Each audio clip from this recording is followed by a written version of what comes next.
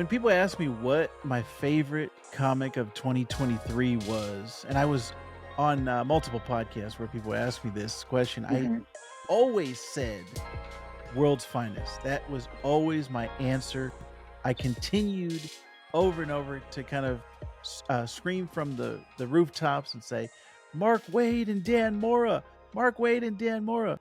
And my guest today, Mr. Tim Costello, who not only is an author, voracious reader, a family man, and a new graduate of Weber State, but he is a huge Superman fan. One of the biggest Mhm. Superman fans that I know. I said, Tim, you should be reading World's Finest. This is the book for you, sir. And I think I finally got him to read it. Tim, Yes, you did. Yes, please you did. tell me what you thought of World's Finest. Oh my gosh, what do I say about World's Finest? First, a little backstory. I mentioned on a prior podcast that I regularly read Power Rangers comics. Like when things are financially unstable, and I have to like, okay, which comics am I gonna pick? Like Power Rangers, like still stays on my pull list, and and because I read Power Rangers comics and I was exposed to Dan Mora's art, Ryan Parrott on Power Rangers podcast that I would listen to said like Dan Mora is amazing. He's like just this wonderful artist. Like I don't even have to tell him like what I want. I just have to give him a basic guideline. He just runs with it. I'm like, yeah, it's great. I love it. Well, he posted on social media. It said, "I'm doing World's Finest Batman and Superman with Mark Waid." I'm like, okay, I like Dan Mora's art. Mark Waid wrote Superman Birthright, which is like my favorite Superman story ever. So like, why didn't I like this? And apparently there were some issues leading up to it in like Batman. Ah, And yeah. I didn't get a chance to read those, but like this sounds great. Like I want to do this, and you know, finances became what they were. I wasn't able to read them. Um, but then like fast forward months later, maybe a year later, you tell me like World's Finest, you got to read it. Like you're gonna love it. Like you will seriously love it. I started reading Nightwing. He's like, now you got to read World's Finest. Like, I'm gonna get to it. I'm gonna get to it. And then finally, you just like, here, it's your birthday. Here's World's Finest. Take it, enjoy it, and enjoy it. I did. Uh, Yes, yes. um, Everything was just perfect. Like from the first panel, we have Metropolis, and you talked about this in the recap already. We have Metropolis, and we've got Zod, Ursa, and Non in there. They didn't have to do that, but uh, it's just like Superman and Green Lantern and Batman together as like this fused Super Saiyan thing was awesome. Just and the book continues to be good throughout each volume. Right now, we're in the midst of a World's Finest Kingdom Come crossover thing, which is Yes, also yes, really cool because Mark Waid's just like, you know what, I want to revisit the Kingdom Come uh, universe. Let's just do that. And we got Superman and Batman together, which is great. It's just a wonderful yes. book. It's just wonderful. What's not to love? I cannot tell you how much joy that brings to my heart to hear that you enjoyed it as much as I did. And I think for me, we both love Dan Mora's art, like you said, Yeah, yeah. coming out of Power Rangers, just so dynamic, so vibrant. Like it just hits you in the face as soon as you It's open the so book. good. It's like it just hits you in the face with There's so the many there's so many screen cap because I normally read my comics digitally, so there's so many like things just like, oh, that's good. Keeping that like paneled and yes. that splash page there. So yeah, so much the art is just so good. Dan Mora just goes nuts. Um, It's like there's nothing that he can't make look cool. So I love his art.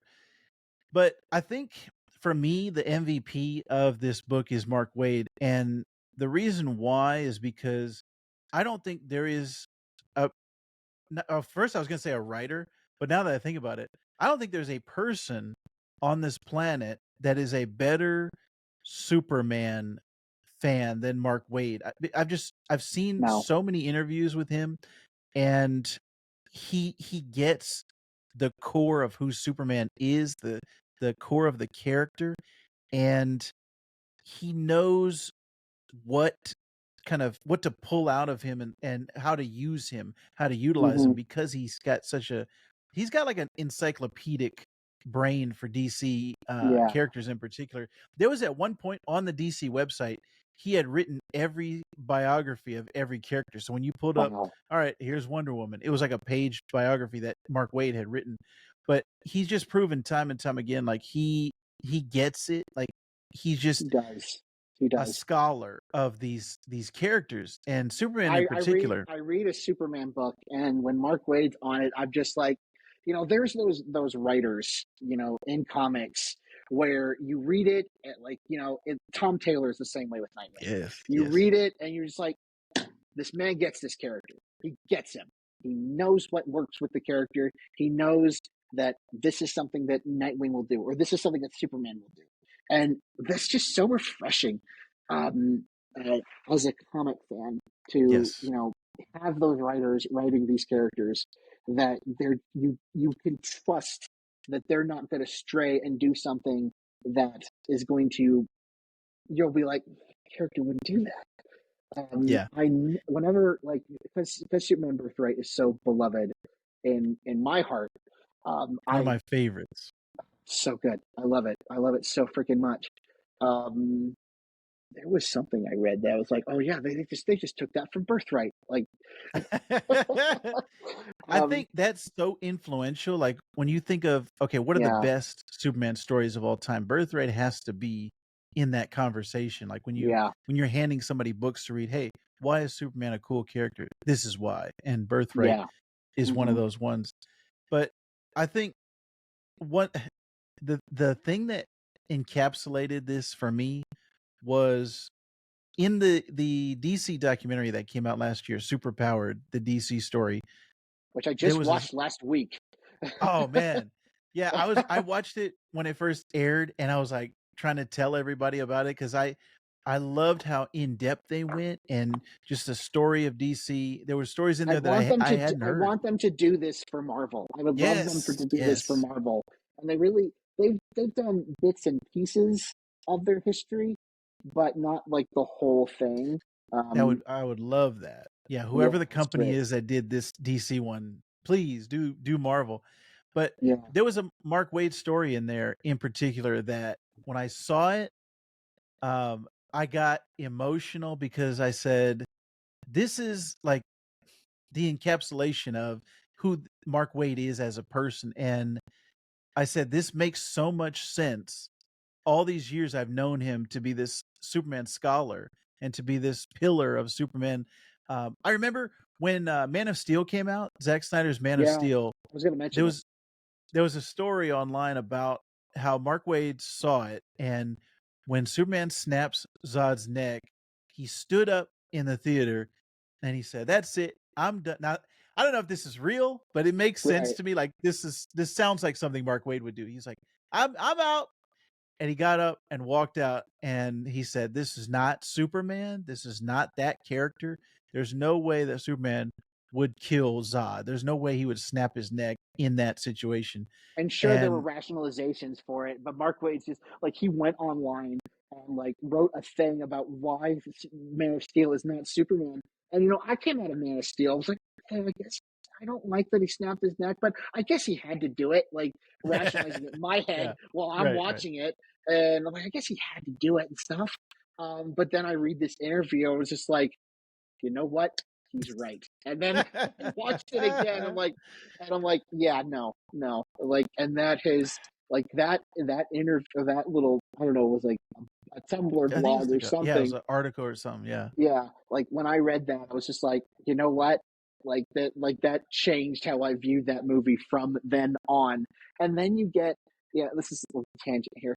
And then you get to Batman v Superman: Dawn of Justice, and then you have Superman say, "No one stays good forever." I'm like, nope, nope.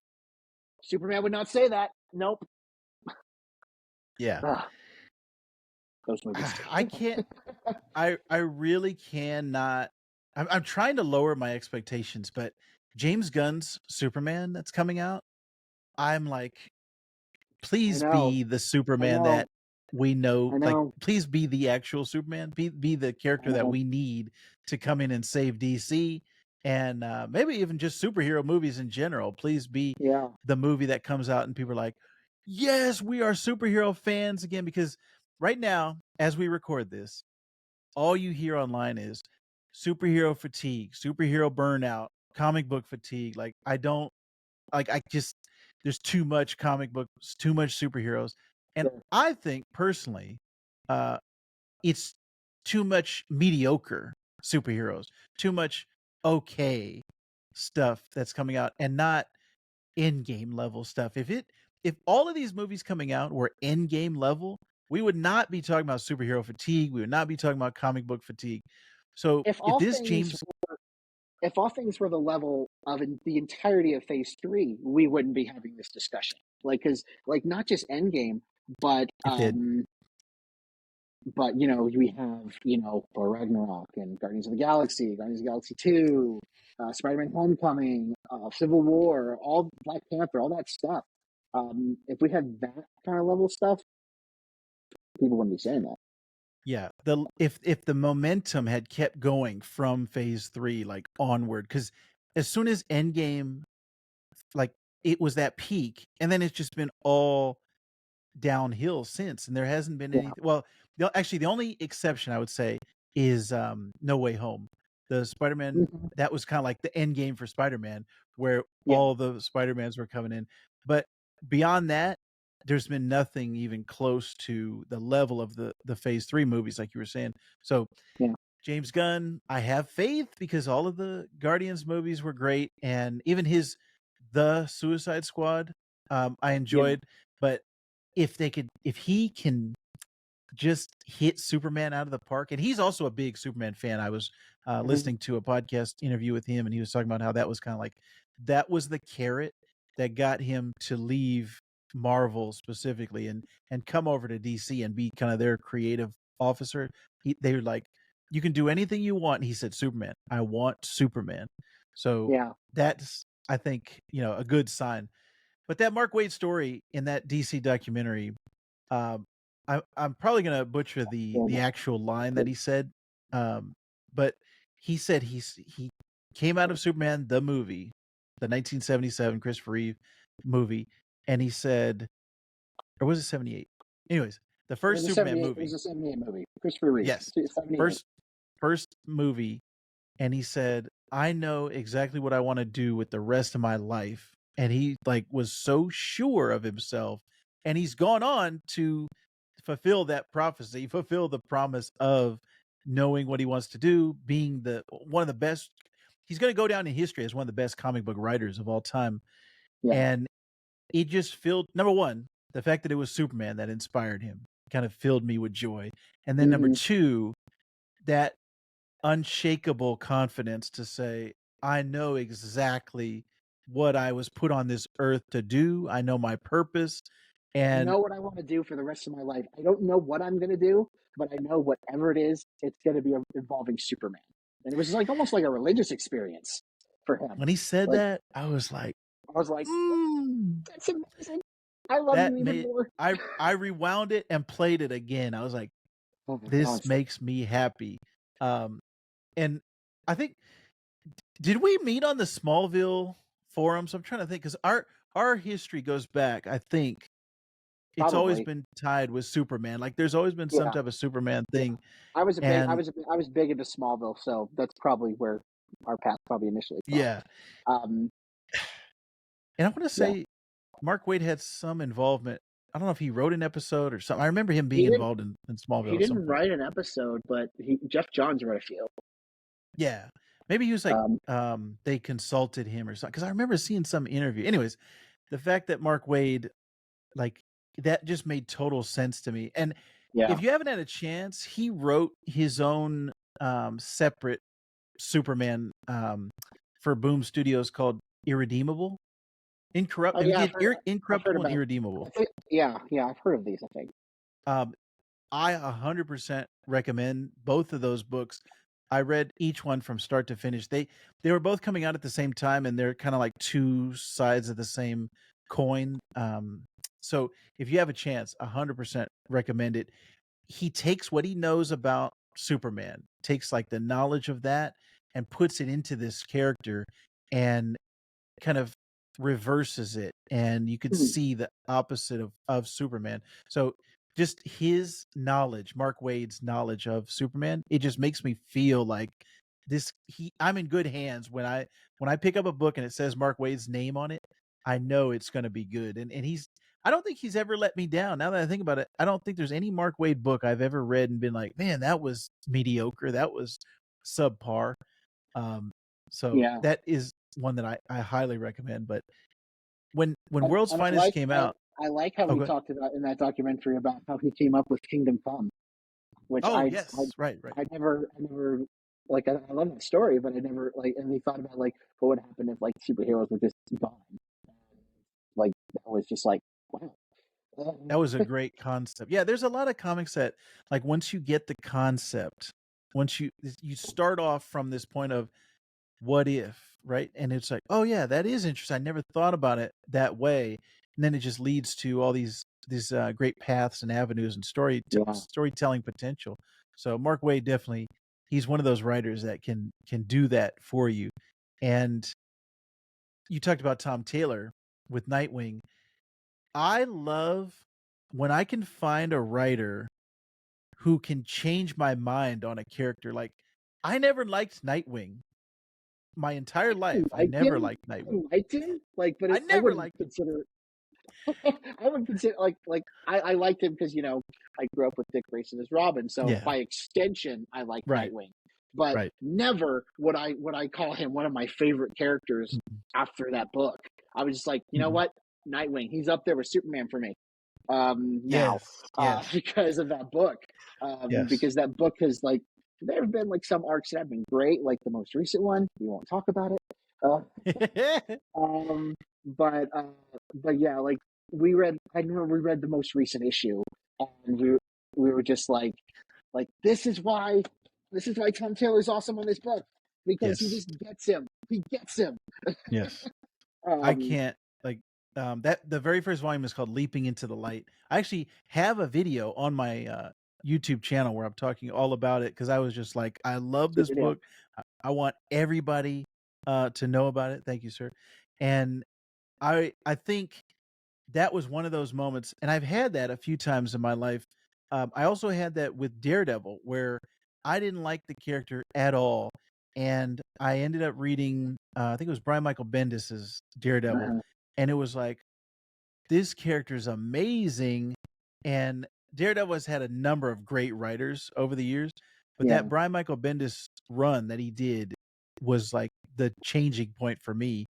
yeah. And from then on, he's been one of my top characters. So whenever somebody asks me and they're like, "Oh, who are your favorite characters and what type of comics do you like?" I'm always like, or what characters do you follow? Basically, I'm always telling them it's not necessarily the characters, it's the writers because those are Mhm. the creative forces that are shaping and structuring these stories, and ultimately though they have the most responsibility. Like they are, if you can narrow it down to a single person, the writer has the most important job of telling the story.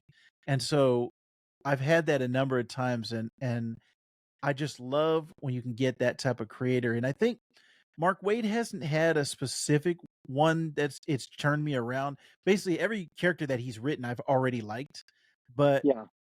it's just he would be one of those type of writers that if I didn't like a specific character and he got on it, I think he would be able to turn me around and say, okay, this is what makes that character special. So I always like that whenever I could find that with a writer.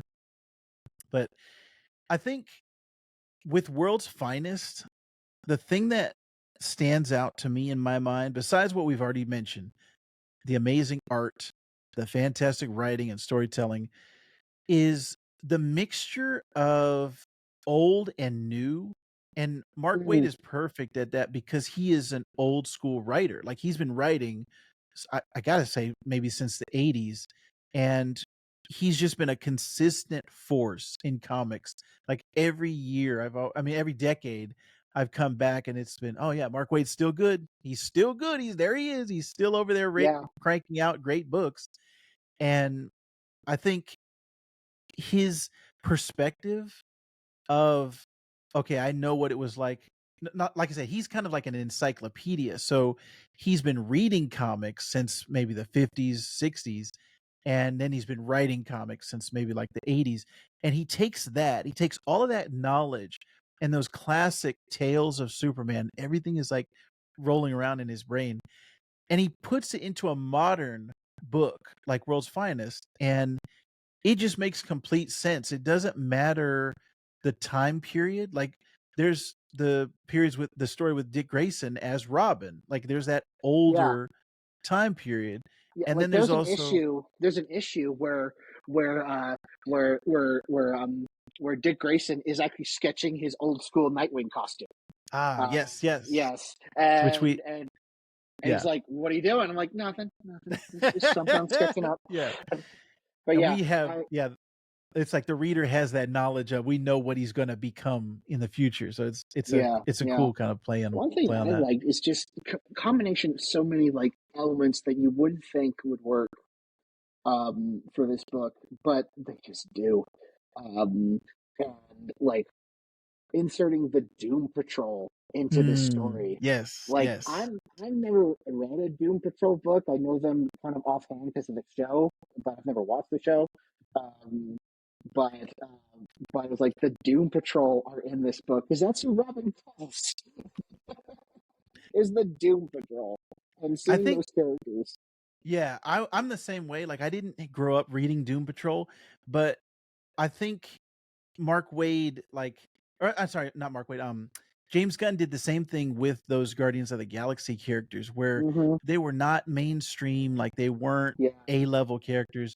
But then, because of what he did in the MCU, now everybody knows Rocky Raccoon, everybody knows Groot, and I think the Doom Patrol are kind of like that in a similar way, where they're like a group of misfits. They're kind of like yeah, a forced family, but you have to have the right writer on the book to make them special. So, yeah, I just love when you get that type of thing. And Mark Waid for sure is one that he, yeah, again, it feels, you feel safe in his hands when he's yeah. writing something like that. Yeah, But you just know it's going to be good. I mean, there's so many cool character dynamics at play here. You have not only do you have Batman and Superman, which obviously everybody knows they're the world's finest. They're the team. They always are working together. So, but and their team dynamic. Superman understands Batman inherently, and Batman understands Superman inherently. He knows what makes him tick. He knows him, and like not just as a superhero, but as a person. Like yes, I love the moment in the first volume where Felix Faust is like has trapped them supposedly in hell, and Superman's just like just waiting for it to calm down, and Robin's like, why is he being so calm? Like what the heck is going on? And then they get out of there, and Batman's like, of course, Superman doesn't believe in hell. Uh, that was one of I'm my just like, favorite I love it. moments. It was so Yeah, good, so that good. was fantastic. But yeah, I Um, think we can give our highest recommendation to World's Finest Volume Absolutely, 1. absolutely. It's a great starting point. It's a great jumping in point, and it's It's still going. it's it's still going. It's so good. Like it's like you don't have to read any other things to kind of understand what's going Yes, on. that's another Um, thing. Yeah, yeah, right. because it's just these characters in this world in the DC universe, Yeah, and it's kind of like a separate like it is. continuity versus Yeah, what it else is is. going on with It Superman is and like that. Batman. Like that's what like when I'm first reading it, I'm just like, how does this take place in the timeline? Because like none of like Dick Grayson is Robin, and like apparently Supergirl and Robin were a thing, Yeah, which is that was a great. great story. Yeah, Which is great. yeah. I love the issue. This is in, like I think volume 2 where they go on a date Wow, it's so Yes, good. yes. I love Yeah, that. I love that. I yeah. love that. And I can encapsulate why I love this book in three words: Superman never lies. Yes, Oh, yes, oh my gosh. yes. When I think it was in this trade where that line came in, or in Mm, volume one, that line came in. And then in the most recent issue, they brought it full circle. I'm just like, thank you. yes, yes. That was Oh, also a standout moment for me. so So, good. man, So good. there's so many great moments in this Oh book, yeah. and Like I just Superman hallucinates Lex Luthor because he's been dosed with red kryptonite. This was such a great callback that like where red kryptonite changes your molecular structure because red kryptonite's like effect on Superman has kind of changed so many right, times over the years. right. It made like Lois and Clark makes him not care. Smallville takes away his inhibitions. In the early comics, it changed his head into an ant. Yeah, Um, yeah. in fact, I'm reading this. It's like it's changing his molecular structure. I'm like, okay, when's he gonna turn into an ant? Like, when's that gonna Right. happen? Uh, but he hallucinates Batman fighting him as Lex Luthor fighting him, and he calls Luthor a diseased maniac, which is what Superman called Luthor in the 1978 film. Like I said, didn't have to do that, but mwah, I'm so glad you did. Perfect. Excellent, man. I could talk to you about Superman all day long, but Yes. we have come to the end of this episode, and I want to let everybody know. Check out Tim's Substack. He's doing some great things over there. He's a great science fiction guy. He's always showing different fantasy writers and different stories. So your Substack, a plus, Mhm. sir. I'll Thank you. leave a Thank link you. in the It's show fun. notes. It's fun to do.